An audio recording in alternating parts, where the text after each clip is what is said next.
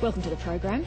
Those stories coming up shortly, but first, Western Australia's in the midst of an economic boom, but not everyone's happy. Some local businesses are furious that overseas companies, instead of them, are enjoying the benefits from massive oil and gas projects off the state's northwest coast. Steel fabricators in particular are upset that plenty of lucrative work's being outsourced overseas. Danielle Parry reports from Perth that the resources industry is defending its record of awarding local contracts. It was a massive show of force. Thousands of blue and white-collar workers marching on state parliament in Perth. We want WA jobs from WA Resources. We're united in the belief that what can be made here should be made here.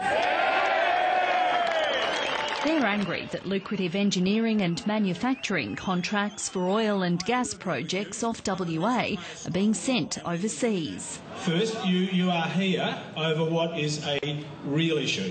I don't doubt that at all. It is a real issue. Local engineers are not getting the opportunity to participate in high-end engineering design. The majority of these projects are going to places like London, Houston, Yokohama, Singapore, KL. Some workshops have closed, but the majority of them are running right at the bottom of their capacity. They are looking at very empty order books and they're not very certain about what is going to happen in the future. This steel fabrication workshop on Perth's industrial strip is one of many suffering under fierce foreign price competition.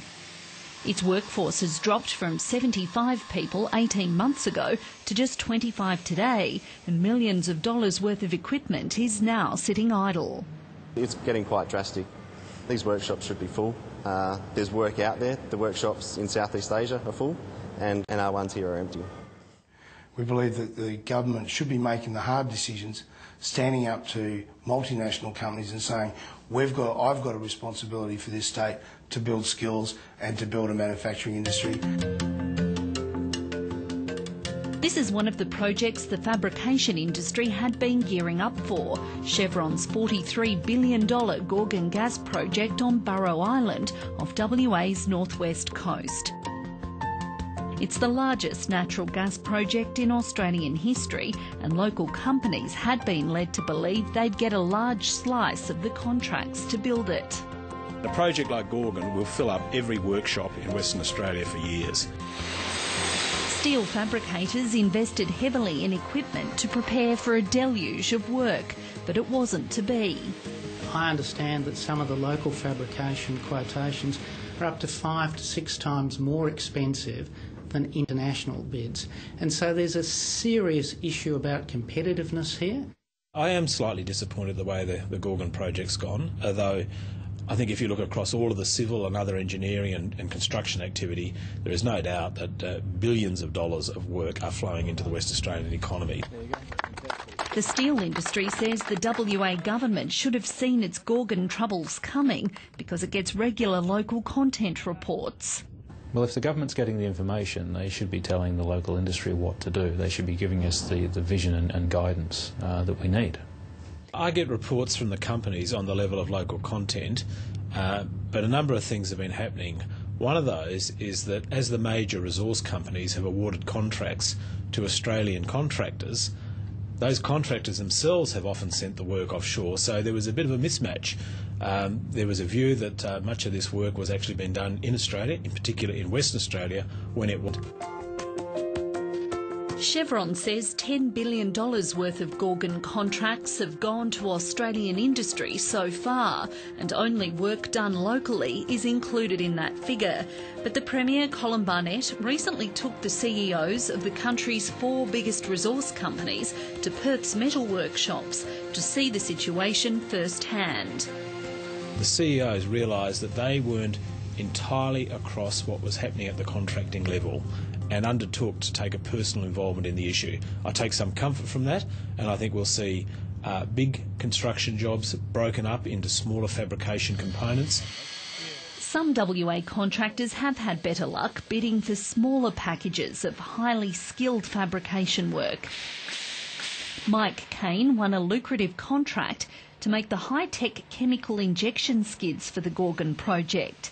He says he beat cheaper international competitors by offering niche skills, local knowledge and lifetime maintenance support for his products, and it may be a lesson for others.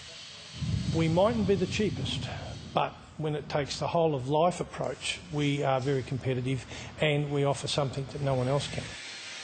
But those behind the local content campaign believe the answer is to follow Canada's lead and demand firm local content commitments before approving projects. Part of the Canadian model seems to work really well. It's a down attitude more than anything else, with government becoming very closely involved in the detail of the project. No, I don't favour that, and the model in Canada is essentially mandating local content. I don't see a role for government getting between private companies entering into commercial contracts. We think that kind of intervention in a competitive marketplace will have perverse effects. It will draw resources and skills away from areas which are competitive, and it will impose a cost penalty on projects which are struggling to get final investment decision. For steel fabricators like John Taylor, the situation couldn't be more urgent. Over the past year, his workforce has halved and he's been unable to take on any new apprentices. He's one of many who believes the future of the local industry is now on the line. They've got to work together to come up with a solution to protect our industry. We've got a lot of good skilled tradespeople here. We've got a lot of people that have spent millions on investment. Now, to see it go down would just be criminal. Danielle Parry there in Perth.